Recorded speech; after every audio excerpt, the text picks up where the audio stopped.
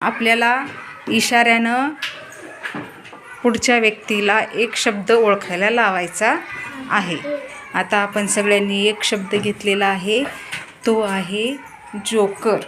आपल्याला त्याला न सांगता त्याच्याकडून म्हणून घ्यायचा आहे.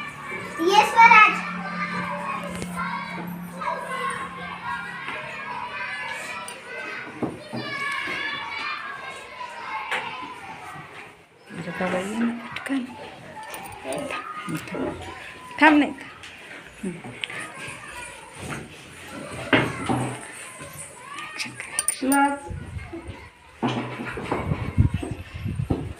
गाडी चालवाय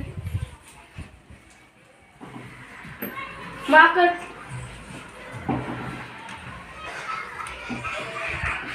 हसणे मुली